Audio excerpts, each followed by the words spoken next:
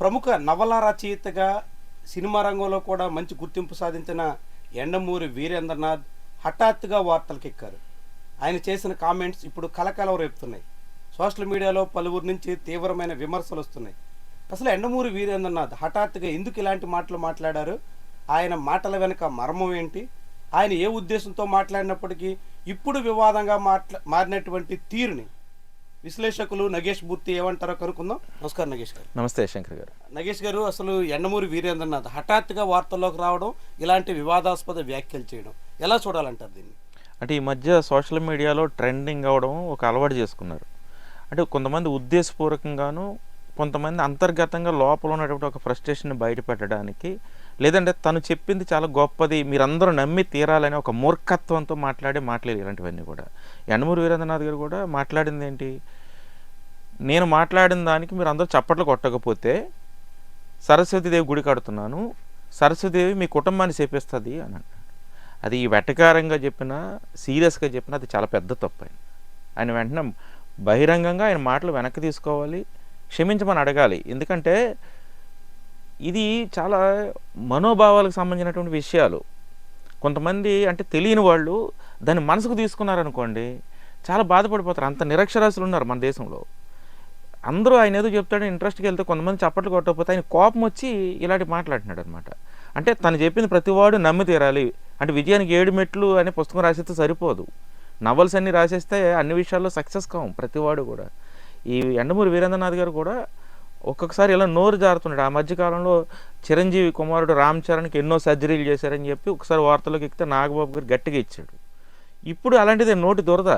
అంటే మనం ఎంత గొప్పవాళ్ళమైనా సరే కొంతమంది విషయాలకు సంబంధించి నోరు అదుపులో పెట్టుకుని మాట్లాడాల్సినటువంటి అవసరం ఉంది. నువ్వు రాజకీయ నాయకుడు అయితే రాజకీయ ఆరోపణలు, ప్రతి ఆరోపణలు అది ఓకే. కానీ ఇలాంటి ఇంటలెక్చువల్స్ నోరు అదుపులో పెట్టుకుని మాట్లాడాలి. అంటే యండమూరి మీద ఒక అభిప్రాయం ఉంది ప్రజలకు, చాలా బాగా మాట్లాడతాడు, గొప్ప వక్త, మంచి రచయిత అని. మరి అలాంటి వాడు సరస్వతీదేవి మిమ్మల్ని శపిస్తుంది అని అంటే చాలామంది బాధపడిపోతారు. ఆ మనోవేదంతోనే చాలామంది చదవడం మానేస్తారు. మాకేదో అయిపోతుందని ఒక ఫీలింగ్లోకి వెళ్ళిపోయే నిరక్షరాస్యులు ఈ దేశంలో, ఈ ప్రాంతంలో ఉన్నారు. మరి అలాంటి వాళ్ళు ఉన్నప్పుడు మీ విజయానికి సూచనలు ఇచ్చే యండమూరి వీరేంద్రనాథ్ గారు ఇలా మాట్లాడడం చాలా పెద్ద తప్పు. వెంటనే నేను బహిరంగ క్షమాపణ చెప్పాలి. చెప్పకపోతే ఆయన పెద్ద తప్పు చేసినట్లే. సహజంగా ఇప్పుడు ఈ కాలంలో హిందుత్వానికి సంబంధించి హిందుత్వవాదులు అని ముద్ర వేసుకున్నటువంటి వాళ్ళు చిన్న చిన్న విషయాల్లో కూడా వేగంగా స్పందించే సమయంలో యండమూరి ఇంత తీవ్రమైన వ్యాఖ్యలు చేసినప్పుడు కూడా ఎందుకు మాట్లాడలేదంటారు? దీని వెనక కారణాలు ఏంటనుకుంటున్నారు? అంటే వాళ్ళు అన్ని విషయాల్లో స్పందించరండి.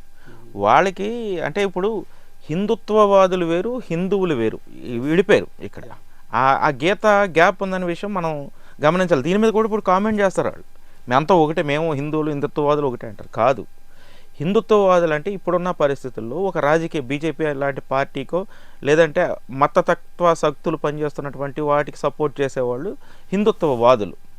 హిందువులు వేరు. హిందువులు ఇలాంటి విషయాల్లో కామెంట్లు చేయరు. కానీ వాళ్ళకి అవసరమైనప్పుడు అంటే రాజకీయంగా కానీ, మతపరంగా కానీ, ఆర్థిక పరంగా కానీ ఏదైనా బెనిఫిట్ జరుగుతుంది అన్నప్పుడు వాళ్ళు స్పందిస్తూ ఉంటారు. మన నాన్వేషన్ విషయంలో అలాగే చేశారు. అందుకని అతను స్టాండ్ తీసుకున్నాడు. సో వీళ్ళు స్పందించకపోవడానికి ఇప్పుడు యండమూరి వీరేంద్రనాథ్ మీద స్పందించరండి. వీళ్ళు ఎందుకు స్పందించారంటే ఇక్కడ మనోభావాలు దెబ్బతిన్నావు. ఎందుకు తినవంటే యండమూరి వీరేంద్రనాథ్ కాబట్టి. ఇదే మాట ఇంకొక నాస్తికుడో, ఇంకొక మతం వాడో, లేదా ఇంకొక ప్రాంతం వాడు అంటే మాత్రం వీళ్ళందరికీ మనోభావాలు దెబ్బతింటాయి. మనోభావాలు ఇలాంటి విషయాల్లో దెబ్బతినేవి హిందువులు ఎవరు కూడా దేవుడు చూసుకుంటాడని దేవుడి మీద భారం వేస్తారు. కానీ తమకు బెనిఫిట్ జరుగుతుంది అన్నప్పుడు మాత్రం రెచ్చిపోయి మాట్లాడుతూ ఉంటారు. కానీ యండమూరి వీరేంద్రనాథ్ మాట్లాడేది మాత్రం నిజంగా తప్పు. ఎందుకు తప్పు అంటే అలాంటి వాడు మాట్లాడుకోవడం. అలాంటి వ్యక్తి నేను సరస్వతీదేవి గుడి కట్టేస్తున్నాను సెంటిమెంట్ కదా, మనకే కొంచెం అదే ఏంటి ఇలా అన్నాడు అని అనిపిస్తుంది కదా. అన్నప్పుడు ఆయన నోరు అదుపులో పెట్టుకుని మాట్లాడాలి. ఫస్ట్ నేను సరస్వతీదేవిని పూజిస్తాను, సరస్వతీదేవిని నా మాటలు వెనక్కి తీసుకోమని కోరుకుంటాను, సరస్వతీదేవి మిమ్మల్ని క్షమిస్తుంది, మిమ్మల్ని ఏమో శపించదని ఒక పూజ ఆయన చేయాల్సినటువంటి పరిస్థితి దాపురించింది. ఎందుకంటే మనలాంటి వాళ్ళకి ఏం పట్టించుకో. కానీ దేవుళ్ళని చాలా మనస్ఫూర్తిగా పూజించే వాళ్ళు ఉంటారు. వాళ్ళకి ఎక్కడో సెంటిమెంటల్గా దెబ్బతింటుంది. ఏదో అన్న అవుతుందేమో, మనం ఆ కార్యక్రమానికి వెళ్ళాం, మనం చప్పట్లు కొట్టలేదు, ఆయన ఈ మాట అన్నాడు, మన పిల్లలకి అందుకే చదువు రావట్లేదు, మన కుటుంబంలో ఇవే కష్టాలు వచ్చాయని బాధపడిపోయే వాళ్ళు చాలామంది ఉంటారు. ఒక ఆవిడ స్టేజ్ దగ్గర కూడా గట్టిగా ఆర్గ్యుమెంట్ చేసిందంట, మీరు ఎలా అంటడం ఏంటంటే తప్పు, మిమ్మల్ని చూద్దాం మేము వస్తాయని.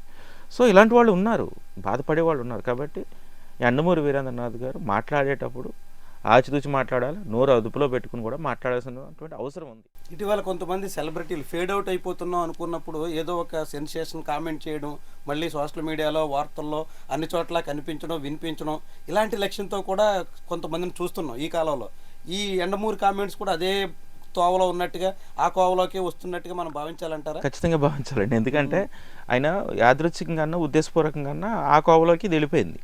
ఎందుకు వెళ్ళిపోయిందంటే ఇప్పుడు ఎంత ట్రెండింగ్ అవుతుంది, మనం కూడా వీడియో చేస్తున్నాం అంటే సోషల్ మీడియాలో లేకపోతే అసలు వాళ్ళు లేనట్లేక.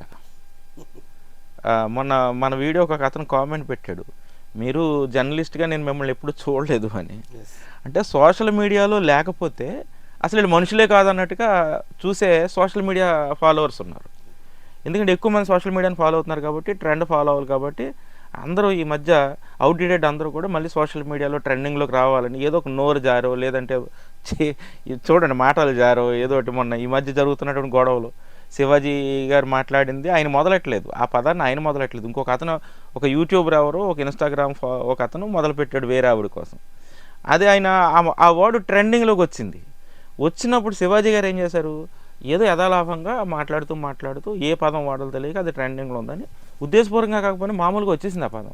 దాన్ని పట్టుకుని ఒక ఇద్దరు లేడీస్ యాక్టర్స్ స్పందించడం, ఒక సింగరు యాక్టర్ అనసూయ గారు స్పందించడం, మళ్ళీ అక్కడి నుంచి అది ఐ జూడియోకి వెళ్ళడం, అక్కడి నుంచి నాన్ వేషన్కి వెళ్ళడం, నాన్ వేషన్ దాని నుంచి ఇప్పుడు టీవీలో డిబేట్లోకి ఆ సంజయ్ రెడ్డి గారు ఆ శర్మ గారు రావడం, వాళ్ళిద్దరూ పెంట చేయడం, మళ్ళీ వీళ్ళ మీద ఫాలో అవ్వడం. అసలు ఎక్కడ మొదలైంది కదా, ఎక్కడ జరుగుతుంది, ఏం జరుగుతుంది అంతా కూడా ట్రెండింగు. అంతా నలుగురు నోళ్ళల్లో ఉండకూడదని ఒకప్పుడు అనేవారు, ఇప్పుడు నలుగురు నోళ్ళల్లో ఉంటేనే మంచిది అన్నట్లుగా ఈ సోషల్ మీడియా అయిపోయింది. అలాగే మరి పాపం ఈయన కూడా 7 మెట్ల తర్వాత ఇంక మెట్లు లేక ఈ మెట్టుని ఎంచుకున్నారేమో అనిపిస్తుంది నాకు. బహుశా ఆయన అంటే ఏది కూడా అదుపు తప్పేం మాట్లాడు, ఏది మాట్లాడినా ఉద్దేశపూర్వకంగానే మాట్లాడతాడు. ఆయన కూడా ఒకవేళ ట్రెండింగ్ అవడం కోసం ఈ మాట మాట్లాడి ఉండొచ్చు కూడా. ఓకే.